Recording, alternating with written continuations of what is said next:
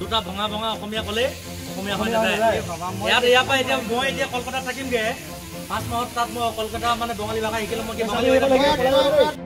দুটামান অসমীয়া ভাষা জানিলেই অসমীয়া বুলিলে নহ'ব। তিনিচুকীয়াত বাংলাদেশীৰ বিৰুদ্ধে জাতীয় সংগঠনৰ অভিযানত ওলাইছে সন্দেহজনক লোকৰ আচল তথ্য।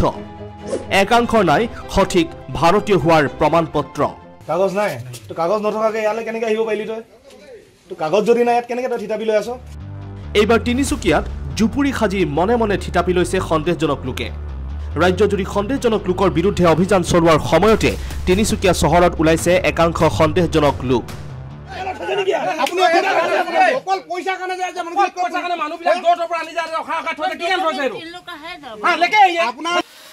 আঠ আগষ্ট শুকুৰবাৰে তিনিচুকীয়া চহৰৰ VIP পথ সিজুগুৰি আদি অঞ্চলত চলিল জাতীয় সংগঠনৰ অভিযান।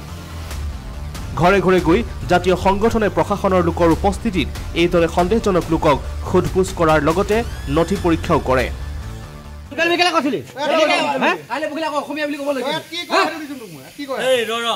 দুটা ভঙা ভঙা অসমীয়া ক'লে অসমীয়া হৈ নাযায় ইয়াৰ পৰা এতিয়া মই এতিয়া কলকাতাত থাকিমগে 5 মাহত তাত মই কলকাতা মানে বঙালী ভাষা শিকিলে মই তিনিচুকীয়াৰ বিভিন্ন অঞ্চলত বাংলাদেশীক আশ্ৰয় দিয়ে একাংশই। পিছে কোন এইসকল বদন? সন্দেহজনক লোকক এইদৰে আশ্ৰয় দিয়াত উভতি ধৰিছে জাতীয় সংগঠনে।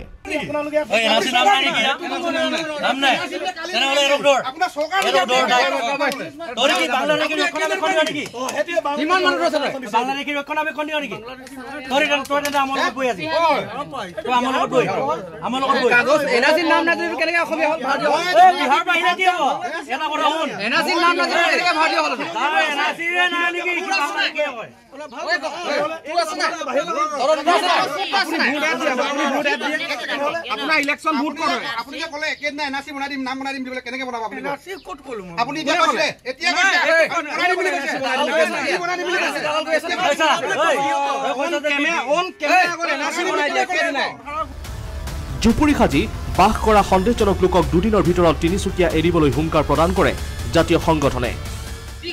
চাওক যিহেতু এতিয়া তেওঁলোকে সমগ্ৰ অসমতে এটা চৰ্চা চলি আছে যে মিয়া লৈ পিনে যিহেতু এতিয়া মিয়া লেণ্ড যদি দাবী কৰিব পাৰে আমি অসমীয়া কি খিলঞ্জীয়াবিলাক মৰি গৈছো নেকি সেইটো আমাৰ এটা কাৰণে লাজ লাগিছে। আমাৰ অসমত ইমানবিলাক খিলঞ্জীয়া ৰাইজ আছে তেওঁলোকে এতিয়ালৈকে কিন্তু কথাটো বুজি পোৱা নাই।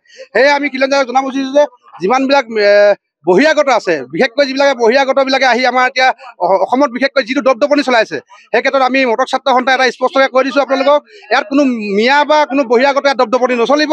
আৰু এটা আমি আজি মটক ছাত্ৰ সন্থাৰ লগতে সকলো জাতি জনগোষ্ঠী দল সংগঠন আৰু খিলঞ্জীয়া ৰাইজে আমি ভিয়া পিৰিয়ডৰ পৰা তিনিকুণীয়ালৈকে এটা অভিযান আৰম্ভ কৰিছোঁ য'ত নেকি যিমানবিলাক বহিৰাগত বাংলাদেশী আছে তেওঁলোকক চিনাক্ত কৰি আমি প্ৰশাসনৰ যোগেদি তেওঁলোকক বাংলাদেশলৈ প্ৰেৰণ কৰিবলৈ আমি দাবী কৰিছোঁ আৰু তেওঁলোকক প্ৰশাসনৰ আগত সমজাই দিছোঁ।